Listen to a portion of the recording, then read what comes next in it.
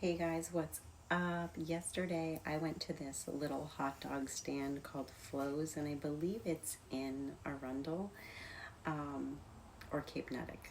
I'm not sure where it's technically located. It's right on Route 1 and it's right after you go through Ogunquit. Um, so it's fascinating. It's this little shack, like it's this little building, one-story building, and they have a parking lot with like 5 spaces. There's no place to eat. There's no picnic tables. There's nothing outside. So you would eat in your car or you'd have to drive somewhere and eat it. You get it like on a napkin. So you don't really get it like in a to-go bag or anything. You're just kind of juggling all of your stuff. So the option that makes sense is to just kind of go sit in your car and eat it. But then you've got a line of cars waiting to take your space because it's busy. It's Route 1 and there's no space, right? So Flo's steamed hot dogs, and the sign is on my community thing. You can see the pictures for it, but they basically had like a loaded hot dog and a regular hot dog. They did not have like chili dogs. They did not have like um, French fries, things like that. They had little bags of chips. They had cans of soda, and we got I think 3 hot dogs, 2 cans of soda, and a bag of chips for less than $20. So we got kind of a deal. Like if you'd gone to McDonald's and tried to get food, it would have been more expensive. But this was an experience. So it was Flo's steamed hot dogs. They've been there since 1959. There's a little old lady with a little tablet.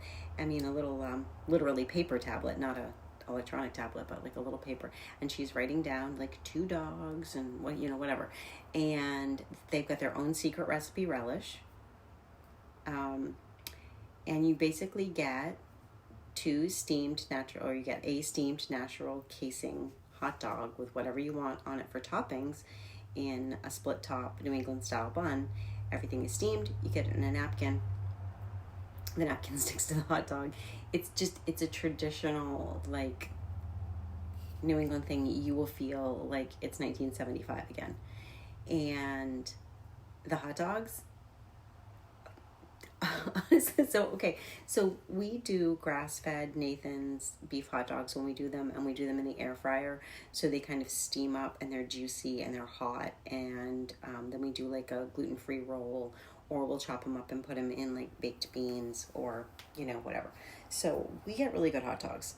So these hot dogs were very nostalgic. They were not like the New England red hot dogs, like the red snapper hot dogs. They were just the traditional natural casing hot dogs, probably beef and pork, I'm assuming. I don't usually eat pork. Usually I just do like the beef, whatever, but I was there for the experience.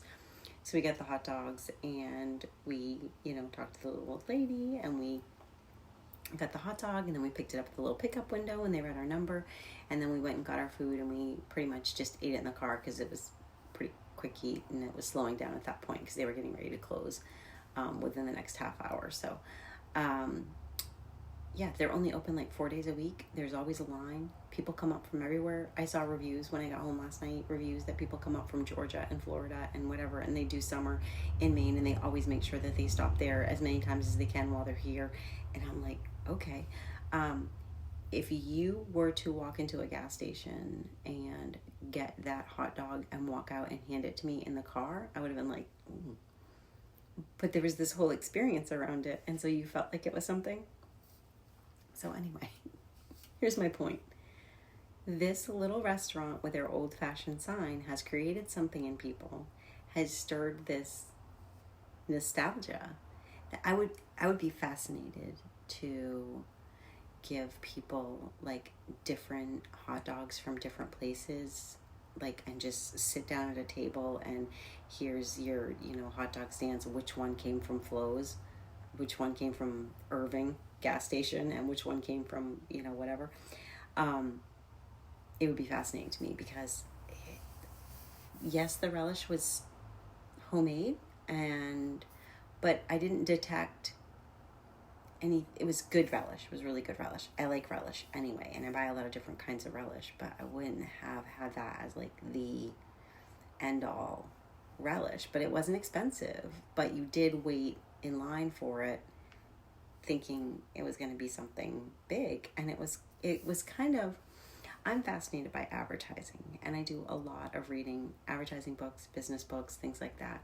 So for me, it had a very Emperor's New Clothes vibe to it too, that it was like, you're getting this special thing. Everyone else wants it. Look, you got a parking space. You finally got a parking space at this place. Now you can go and get this hot dog. You can be one of these chosen people to get this hot dog. And so we went with it. Cash only.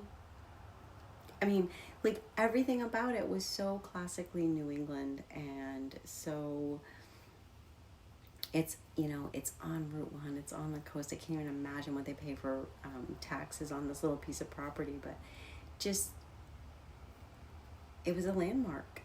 And so we had to try it, but yeah, I won't need to go back. I'm never going to crave that. I'm never going to be like, oh, you know what?